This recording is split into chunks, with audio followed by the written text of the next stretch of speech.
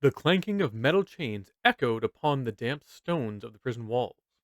A forlorn dwarf attempts to raise the spirits of his comrades through stoic determination that escape was possible. The wood elf and orc were less confident, and had nearly resigned to their fate. Their captor, one Count Vor, was not known for leaving those who crossed him alive for long. The rusty hinge on a heavy iron door announced a tall figure covered head to toe in black. He carried a massive blade which clearly had seen more than a few necks.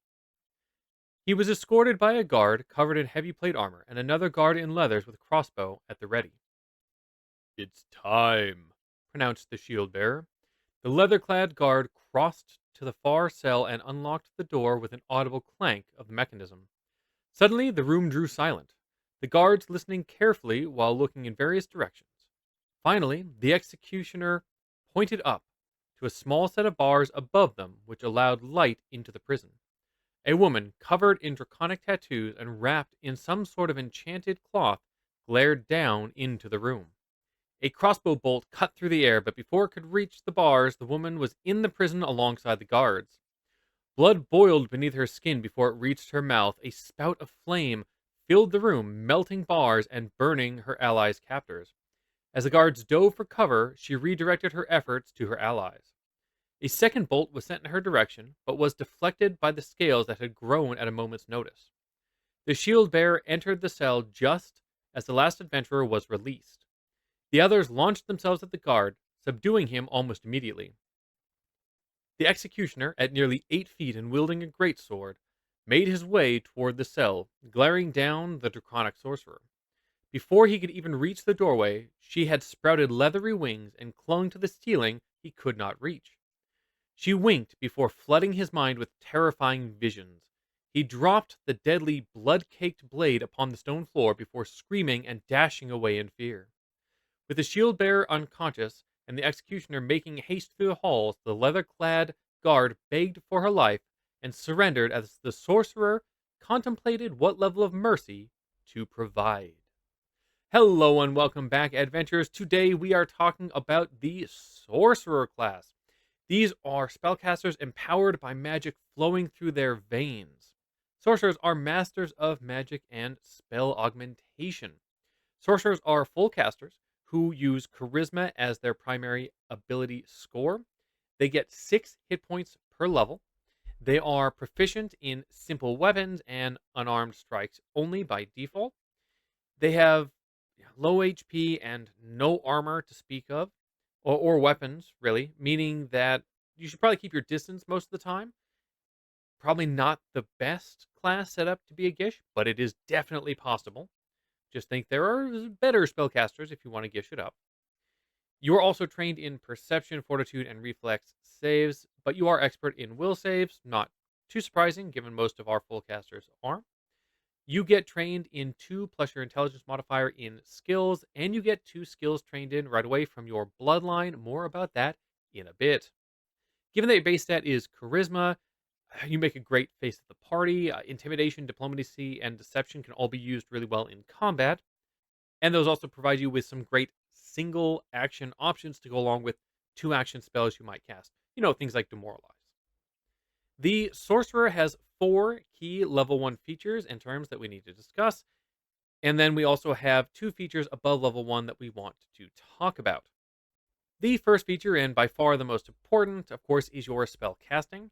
You are a spontaneous caster, so you know spells at a particular rank. The number in your repertoire equals the number of slots at that rank. You get 1 spell at each rank that is given by your bloodline and is known as a sorceress gift spell. The table shown on screen here is the number of spell slots you have, and therefore repertoire spells you have, that you'll have at each rank as you go ahead and level up. Keep in mind that as a spontaneous caster, you can use any spell slots at a particular spell rank with any spells in your repertoire you know at that rank. However, you cannot just freely heighten spells to other ranks by default. If you want to cast, say, a second rank slot using a first rank spell, you have to know that first rank spell as a second rank spell in order to do that in your repertoire. You can swap out one spell you know for another at that rank each time that you level up, or as a downtime activity, which we call retrain. You can't swap out your bloodline spells though. So the ones granted, the sorceress gift spells, you are stuck with those once you choose your bloodline. Which of course brings us to our next feature, which is your bloodline or your subclass. There are 18 bloodlines, including all of our pre-master stuff, but there's kind of 30 bloodlines. Anyway, don't worry about that too much. There's 18, but there are some bloodlines that have like sub bloodline options, so it expands almost to 30. This gives you your spell tradition. Sorcerers can be any spell tradition, hypothetically. You're going to get 2 skill trainings here. Then you get 1 spell added to your repertoire at each rank, including cantrips. These are those sorcerer's gifts I talked about. You also gain a focus spell, and therefore a focus point, which is called your bloodline spell at level 1. There are also 2 more bloodline spells that are available later on, but you have to take feats in order to access them. The feats are gained at level 6 and level 10, and they're pretty good, or at least there are some with pretty good spells here. Then you also get what's called a special blood magic effect. We'll get into blood magic in just a second here. Also, while no feats require a specific bloodline itself, for example, we have an aberrant bloodline. There's nothing that says you have to have an aberrant bloodline. The spell tradition and certain types of bloodlines do open up certain feats. So there are feats tied to the bloodlines in a way, just not directly to a single bloodline. I'd say that the closest to requiring a specific bloodline are a couple of feats that say you have to have a bloodline that matches a creature trait. But otherwise, it's more like spell tradition tied rather than anything else. So I mentioned blood magic. What's that all about? Blood magic is an effect that you can use immediately after casting a sorceress gift spell using a spell slot, or casting a bloodline spell using a focus point. So those are the 2 ways you can use your blood magic, and it happens immediately after the spell. These take effect and resolve right after that spell resolves, or potentially even rolled into that spell in certain cases where there's damage involved. If there is a choice involved when you make it, so some have a choice of different options the blood magic can do, you're going to make that when you cast the spell before seeing the outcome of the spell. So it's something that maybe could affect an ally or the enemy. You have to make that choice before the actual effects of the spell happen. You have to make the call on which one you're using. If the effect affects an enemy, it only occurs if that enemy failed the save against the triggering spell, or if the triggering spell hits the creature if it was, going after their AC. So it depends on the kind of spell it is. But if they save against a spell, even if they still take damage from that spell, if they save, the blood magic effect will not affect them. So what's a good example of this? Well, we have something on screen here called Eerie Veil. This is the blood magic effect for the aberrant subclass. When casting your spell, if targeting or requiring a save from an enemy, you choose to use this on an affected enemy, and if it fails or you hit with it, then they're going to have a -1 to will saves for 1 round. Otherwise, you can always choose the option that gives you a +2 boost to your will saves for 1 round instead when casting a spell. So you can go either way with this, but if you're going after an enemy, if they don't fail to save or if you don't hit with that targeted spell, then that effect's not going to happen. So you just have to keep these in mind, and it really depends on what the encounter looks like. Each bloodline gets 1 blood magic effect, but you can gain others via feats. And some of the ones that you gain via feats are going to be applicable in almost any situation. Some are going to be more niche. They vary quite a bit. Finally, our last level 1 feature is Sorceress Potency. When you cast a damaging spell or a healing spell using a spell slot, the damage or healing gets a bonus equal to the rank of the spell. This only counts for the initial damage when cast. A creature can only be affected by this boost once per spellcasting. So let's say you throw out Fireball as a 3rd rank spell. So you throw it out, it does its 6d6 damage with a save, and then you're going to be able to boost that damage by 3 because it is a 3rd rank slot you used to cast Fireball. So it's just a nice free upfront damage boost. You don't have to take anything for it, you just get it as a sorcerer. This is also really impactful on healing and does push you to want to use some AoE healing because that can be really nice because it affects everybody. So, what about those higher level features I talked about? Well, at third level, we get signature spells. This is very common. This is what spontaneous casters get, but we should still talk about it. You're going to choose one spell at each rank that you currently have spell ranks for, which should at this point, because it's level 3, you've got rank 1 and rank 2 spells.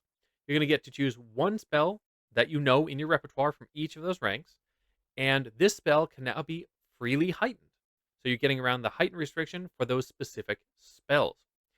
You can choose a sorceress gift spell as a signature spell. That is completely fine.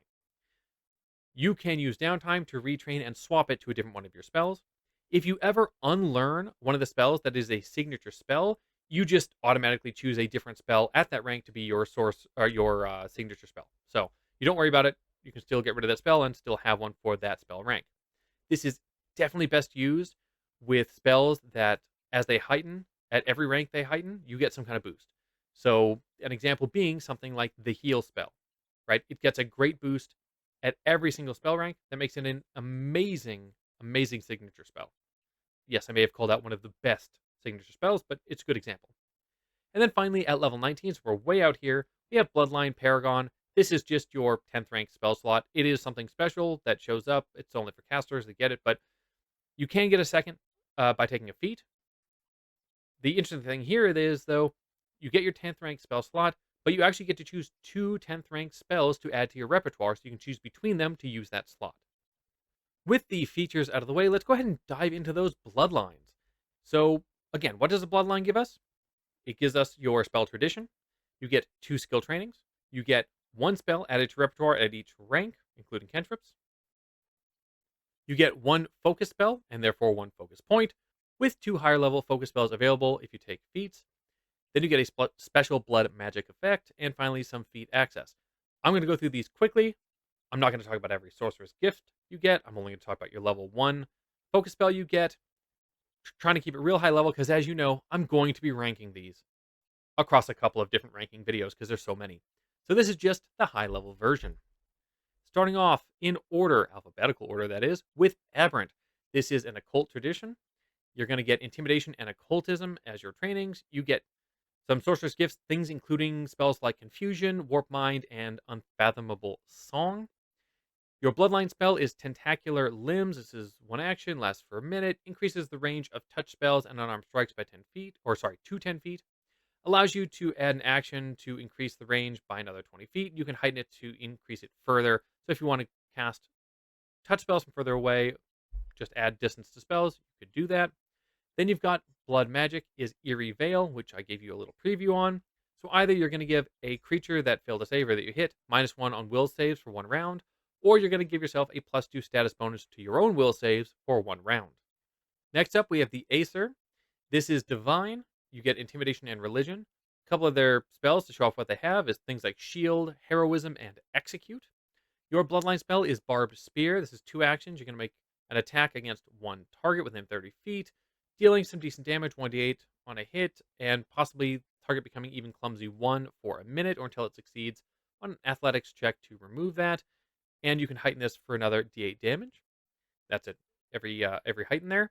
And the blood magic is Call the Storm. Either you're going to give yourself +2 status to your reflex saves for a round, or you're going to deal 1 lightning damage per rank of the spell you used to trigger this to the target. So if you use a 4th rank spell to target and deal damage to the enemy, you're going to add 4 lightning damage to the damage.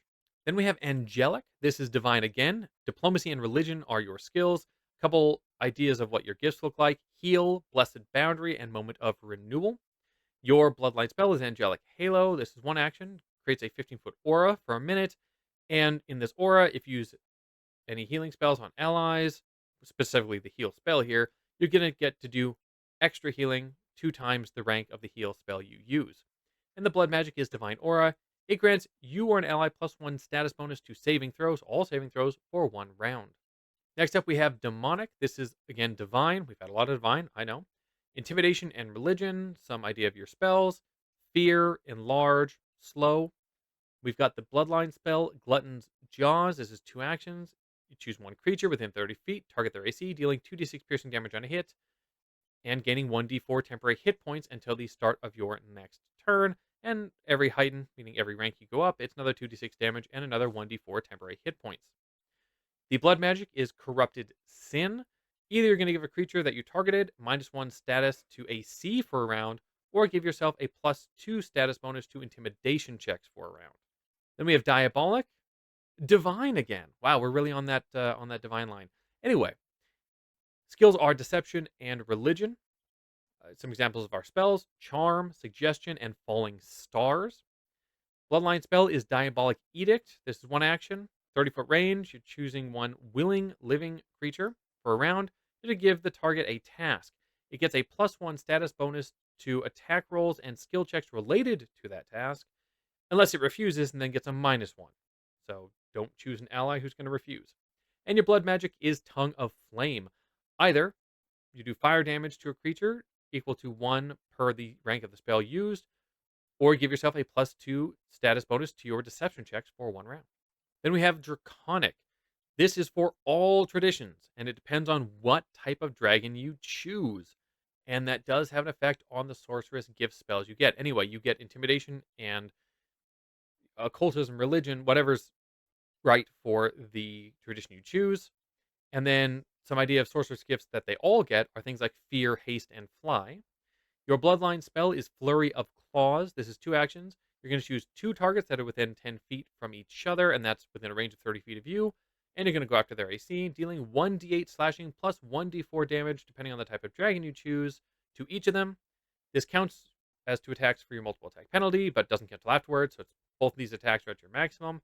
And Heighten +1 adds another d8 base damage and another d4 of the special type of damage for your dragon. Your blood magic is Scaly Hide, giving either you or a assuming ally target here +1 to AC for 1 round. Then we have Elemental. This is primal in tradition, gives you Intimidation and Nature. Some example of sorcerer's gifts here are Resist Energy, Unfettered Movement, and Energy Aegis. Even though this is the sorcerer's gifts talked about are general across all of them, there are actually 6 different sub-bloodlines here for the 6 different elemental types. They all get different sorcerer's gifts at certain levels. Your bloodline spell is Elemental Toss, 1 action. Choose 1 target within 30 feet, target their AC, and you deal 1d8 damage of a type depending on your element. You heighten +1 for another 1d8 damage. Your blood magic is Elemental Fury.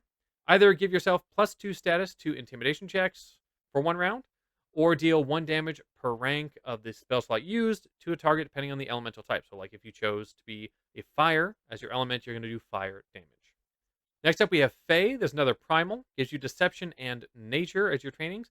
Some gifts are Figment, Mislead, and Uncontrollable Dance. Your bloodline spell is Fairy Dust. This is 1 to 3 actions. Creates a 5-foot burst minimum within 30 feet, and there's a will save around this for 1 round. All creatures in the area make a save. On a success, nothing happens. On a fail, -2 to status to perception checks and will saves. And then on a crit fail is the same, but also -1 for a minute afterward, and the size 5 foot or 10 foot or 15 foot.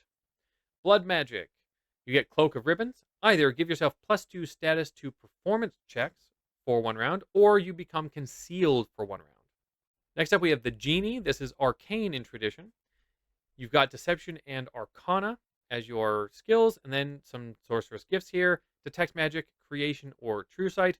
This is another with sub-bloodlines to it, so lots to cover there when we get to our ranking. Bloodline spell is Genie's Veil. This is a reaction. You have to choose 1 willing target within 30 feet. The trigger is the willing target in range is attacked, and you make the creature become concealed to the attack, and for all attacks for the rest of that creature's turn, the creature's turn who's attacking. So maybe there'll be some misses on those attacks. Blood magic, it's either going to give yourself +1 status bonus to deception checks for 1 round, or give the target -1 to perception checks for 1 round. Then we have the Hag. This is Occult tradition. Deception and Occultism are your skills. Some sorcerer's gifts are Stupefy, Mariner's Curse, and Quandary. Bloodline spell is Jealous Hex. This is 1 action. You choose 1 target within 30 feet. They get a will save and it lasts for 1 minute. The target makes a save against Clumsy, Enfeebled, Stupefied, or Drained, depending on their highest stat. They get a repeat save at the start of each of your turns. And on a success, nothing happens. On a fail, it's a clumsy one, enfeebled one, whatever one. And on a crit fail, it's a 2 instead. So it could be really punishing. The blood magic here is Retributive Spite, which is a unique one. Either you're going to deal 4 mental damage per rank of the spell used to the first creature that deals damage to you before the start of your next turn. But if nobody deals damage to you, you get temporary hit points granted at the start of your next turn equal to the spell rank for 1 round. Very unique. Then we have Harrow. This is Occult Tradition. Performance and Occultism are your skills. Some gifts are Detect Magic, Shadow Siphon, and Phantasmagoria. Your Bloodline spell is Unraveling Blast. This is 2 actions. You choose 1 target within 30 feet. They get a will save. Dealing 2d4 mental damage, again with that save. And this is a heighten of 3d4 damage extra per heightened rank. On a success, it's half damage. On a fail, it's full damage and the creature's off guard until the start of its next turn. And on a crit fail, it's double damage, stunned 1, and off guard until the start of its next turn. Sorry, the start of your next turn. The blood magic here, you gain concealment for 1 round. Then we have Imperial. This is Arcane again. This is Arcana and Society. Your sorceress gifts, things like Force Barrage, Haste, and Quandary. Bloodline spell is Ancestral Memories. This is 1 action.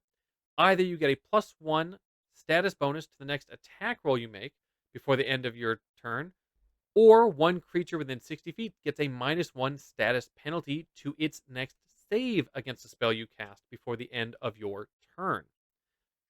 At 5th and 8th rank, this heightens to a +2/-2 or a +3/-3. Your blood magic is Imperious Defense. You gain either +1 to AC for a round or +1 to all saves until the start of your next turn. Yeah, we're still going. I know, there's a lot of these. Nymph. This is Primal. This is Diplomacy and Nature. Some gifts are Calm, Vital Beacon, and Moment of Renewal. Your Bloodline spell is Nymph's Token. This is 2 actions, lasts for 1 minute. You create this small token and can hand it off with the same actions you create it with. Whoever holds it has a +1 status bonus to performance and will saves while holding it. If you cast this as a 4th rank or higher, as long as the ally has the token on them, you can cast touch spells on them from 30 feet away. Blood magic is you either give yourself +1 status to diplomacy checks for a round, or 1 enemy -1 status penalty to will saves for 1 round. Then we have the Phoenix. This is Primal. Diplomacy and Nature are your skills. Some gifts are Fireball, Breath of Life, and Contingency. Your Bloodline spell is Rejuvenating Flames. This is 2 actions. 15-foot cone provides a reflex save.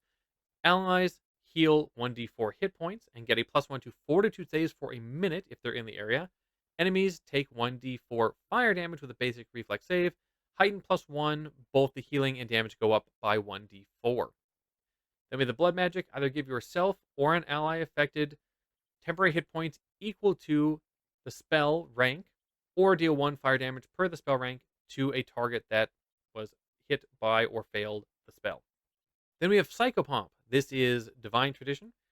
Intimidation and Religion are your skills. You get things like Heal, Calm, and Execute. Bloodline spell is Sepulchral Mask. This is 2 actions. This has a 5-foot emanation. Enemies in the area get a will save and lasts for 1 minute. You get a +1 status bonus to will saves against emotion effects for 1 minute while this is going. Enemies in the area will get a will save against 1d4 mental damage if they're in the area. Heighten +2 adds 2d4 mental damage and another 5 feet to the emanation. On a crit success, nothing happens to the creature. Success, it's half damage. On a fail, they take full damage and have -1 status penalty to will saves against emotion effects for 1 round. And on a crit fail, it's double damage, -1 status to will saves for 1 minute. That's will saves with emotion effects. And blood magic, either give yourself +2 status bonus to fort saves for 1 round, or deal 1 damage per rank of the spell, avoid or vitality, depending on which one's going to harm the enemy. Shadow, this is Occult, with occultism and stealth. Gifts examples are Visions of Death, Shadow, Siphon, and Phantasmagoria. Bloodline spell is Dim the Light. This is a reaction.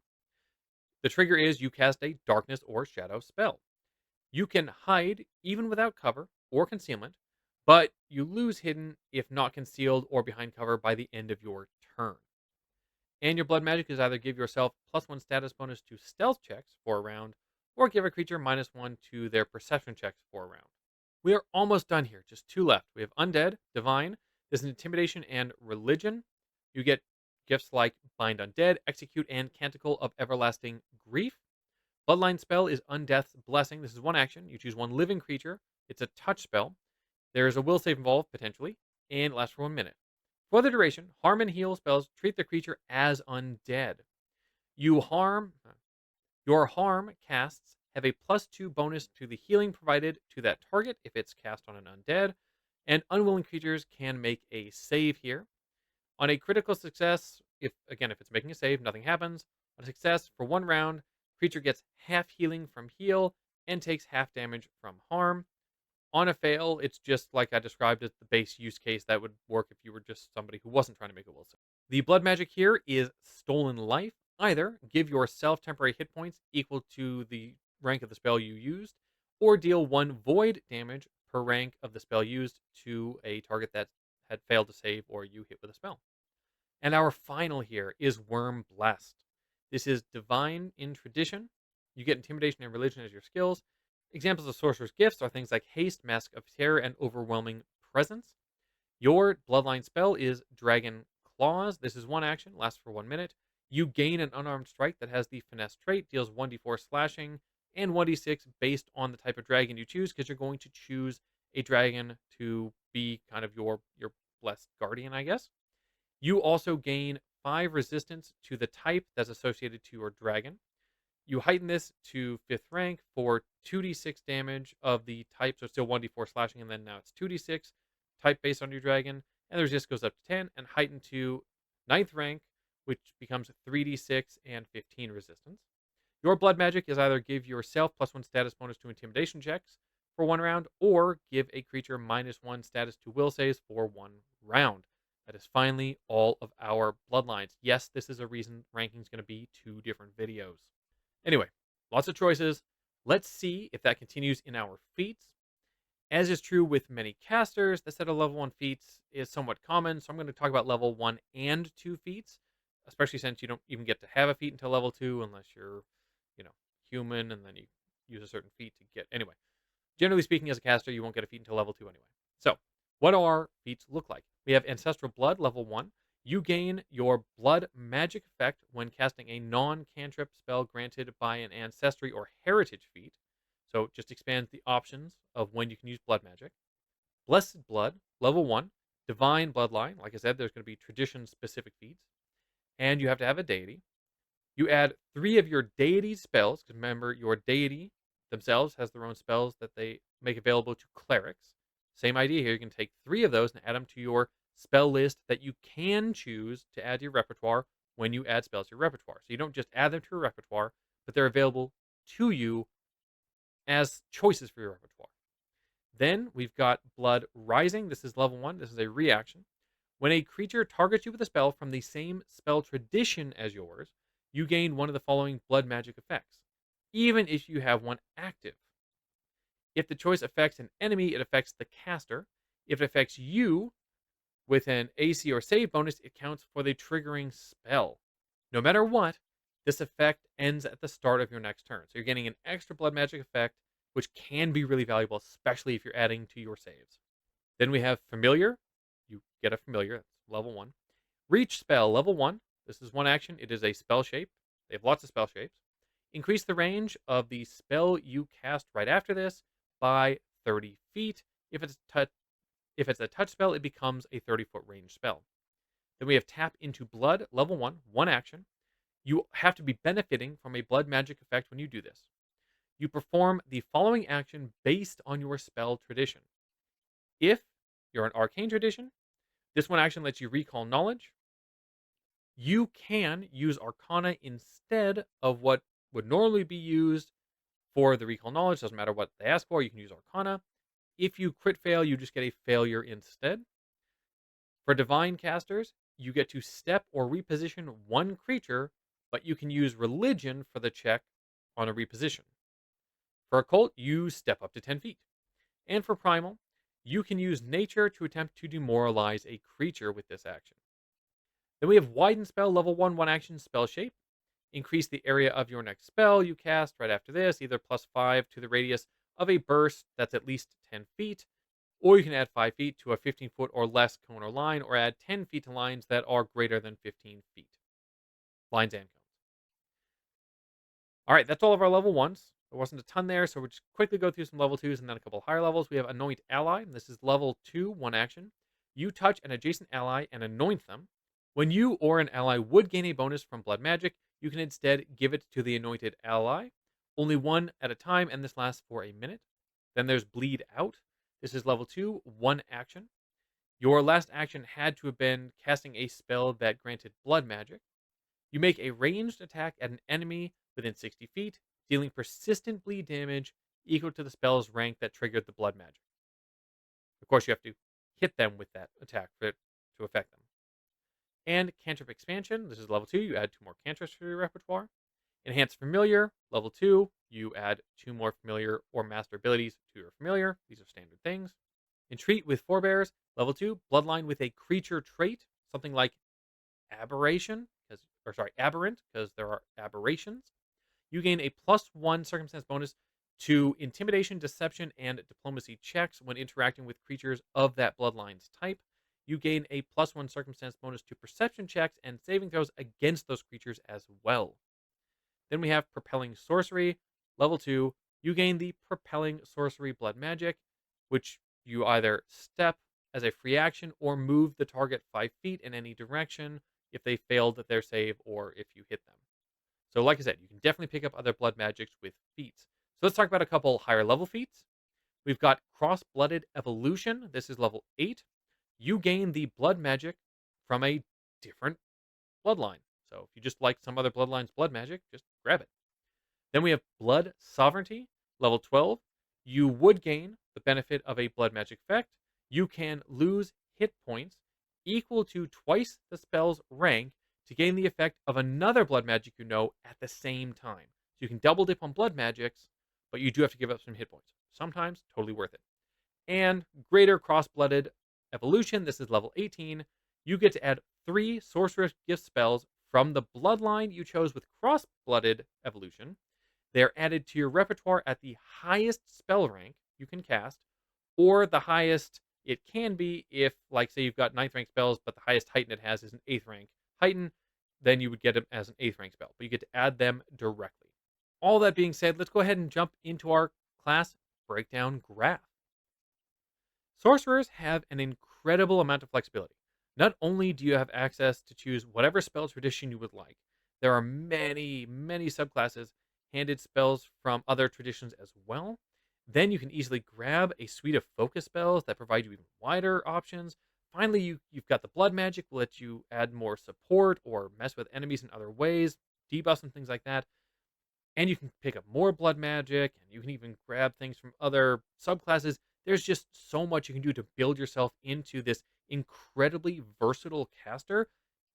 But you are, of course, sticking with casting most likely, but there's just so much casting you can do. So much variety, so many tricks you can have up your sleeve at any time that, and I know this happens with some casters, but I definitely think a sorcerer deserves a 5 as versatility. You can set yourself up to do and be prepared for just about anything. Your single target damage is slightly better than the average caster. Part of this is the sorcerer's potency boost to damage that you get at level 1. But then we have blood magic that adds even more options that you can just add damage on top of damage. And we got a lot of focus spells that help with damage as well. You can lay down pretty solid damage. Is this martial level of single target damage? No, absolutely not.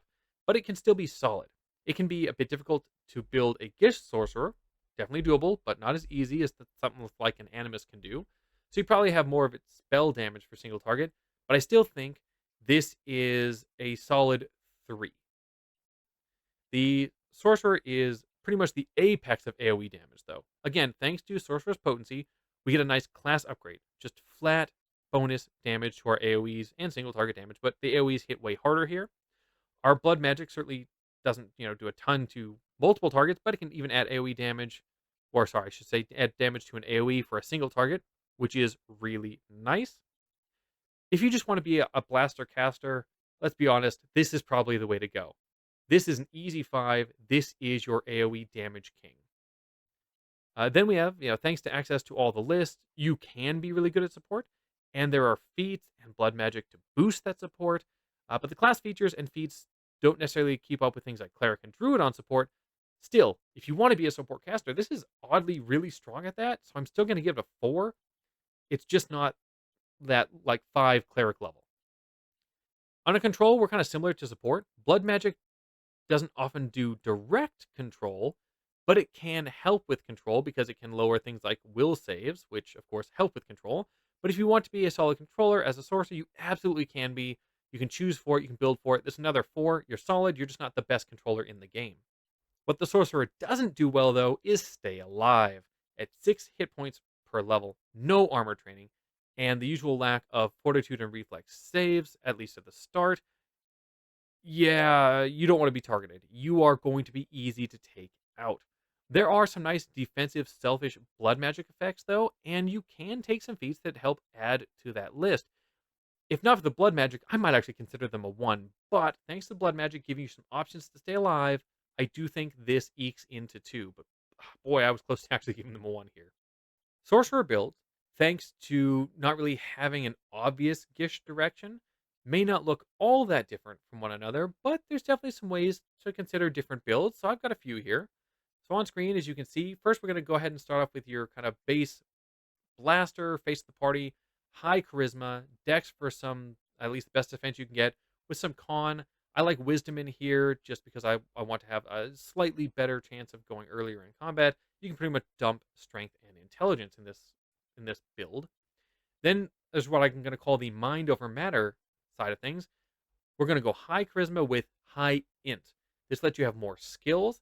It lets you be able to recall knowledge in better ways, and we have some feats that actually gain from having higher int for some of these different, like arcana and things like that. Then we do con and dex, so you're going to be way lower on your defenses, which already hurts because you're low, and we'll drop wisdom and strength. This is you assuming you can really hide behind your team and never take hits. Then we've got the polymorph build. If you really want to build toward form spells, something like that, then you can go this direction. Much more dangerous, but you can. Charisma with high strength for a lot of those strength based forms. You don't have to have high strength to go into those. It's unlikely you'd ever use your own, but if you really want to try to, you can. And then we got con and dex for some minimal build. You can also do a polymorph build where you have high dex, by the way. It doesn't have to be high strength. Dex is probably the much safer option, dropping int and wisdom. And finally, if you're going to go for a melee gish, I actually think you should go to the dex version of this, just because you'll have a somewhat decent AC, and you can now pick up an archetype that'll, work off that dexterity, and you can get in there and fight a little bit. I still think this is pretty dangerous, though. That being said, there are some pretty nice, straightforward options for a first build, and I think going with Draconic Bloodline, I'm going to go with the Arcane Draconic side of things, is a good place to start. So what does that look like? Well, you're going to have no weapons. You're going to have no armor. Your stats will be +4 in Charisma, +3 in Dex to give you some kind of AC, +1 in Con, and +1 in Wisdom, so using kind of our first base design. The spells, cantrips, you're going to have the Shield cantrip here by default. Then you're going to add in Electric Arc, Figment, Light, and Telekinetic Projectile. This gives you some nice variety. Shield's already great. Shield is a fantastic top of the line cantrip. Electric Arc, great for damage. Figment, great for utility. Light is also a nice utility one, and Telekinetic Projectile if you just want one single target long range hit. Then at first rank, we have Fear and Command and Briny Bolt I've got in here. Now, Fear is given to you. That is your sorceress gift. Command can be a nice way to just deal with a single enemy and kind of mess up their entire next turn. And Briny Bolt's a decent single target damage first spell, so you can add in some of your damage from your free damage from level 1 feature. And your focus spell, you get Flurry of Claws. Keep in mind this is a 2-target damage spell and actually deals a good amount of damage. So you can really hit hard with that with your 1 point you get. And your blood magic is Scaly Hide, giving you or an ally +1 to AC for 1 round. With that setup, let's go ahead and provide a combat example to show off what the sorceress can do. The recent activity of the town sorcerer, Sione, seems to have attracted a rival caster. Unlike the innocuous or beneficial magic Sione practices, this seems to be a cultist of some kind who managed to summon creatures from the hells. As the cultist called out The town's resident mage, her longtime friend, and a local adventurer, Harsk, joined her alongside his companion, Biggs. Though the pair attempt to talk down the intruder, it's clear that the devils will not be persuaded and neither will their master. Initiative is rolled. Unfortunately, despite rolling well, neither Sione nor Hask goes first. Instead, the cultist will act first, using Force Barrage for 2 actions to blast Sione for 2d4 plus 2 damage, dealing 7, taking her down to a scary 10 hit points. The cultist then uses a single action to send the devils to attack Harsk and Biggs. Harsk is then up and chooses to wait until Sione can take her first turn, which is up next. Harsk knows her well and waited for good reason. Sione uses one of her level 1 spell slots to cast Runic Weapon on Harsk's right hand sword, making it a +1 striking weapon. She then casts Shield, waiting for incoming attacks. The shield spell was granted by her Draconic Bloodline, but using it does not trigger blood magic because it did not use a spell slot. Harsk is now up. He sends Biggs to one side of the near Ort and commands him to attack, then flanks with Biggs, and strikes as well. Biggs unfortunately missed, but with a +1 weapon, and the Ort being off guard, the strike isn't just a hit, it's a crit for 16 damage. 3 is resisted, however, nearly removing the creature from this world. Both Ort are now up. The further Ort steps up to flank Biggs and attacks twice, hitting once for 4 damage. The nearly destroyed Ort does not have great self-preservation instincts and was directed to attack, so spends all 3 actions attacking Biggs as well, dealing a total of 11 damage, and Biggs is unconscious. This sends Harsk into a rage. The cultist then rushes up and picks up a pebble with his mind, hurling at Sione. She would take damage, but thanks to shield, she uses shield block reaction, which absorbs 5 of the 7 damage. She is down to 8 hit points herself, but the cultist is out of actions. Sione retaliates with the Fear spell, requiring a will save from the cultist. Despite having a solid will save, the cultist fails, but not critically, becoming frightened too. This is another Sorceress Gift spell, but it does use a spell slot, so she gains blood magic, granting her +1 to AC for a round. She then repositions to set up for her next plan and tells Harsk to focus on the cultist. With anger in his heart, Harsk rushes to the frightened cultist and chooses to hunt prey on the spellcaster. He then uses Twin Takedown, striking twice, once with each weapon. The first is once again a critical hit thanks to the frightened level, reducing the cultist's poor AC down to 2. The second strike is a regular hit. Altogether, enough flesh is carved out to permanently drop the cultist. Unfortunately, the devils remain, but seem directionless. They both see Harsk as the nearest threat and thus attack him. The first to attack is one already up to him.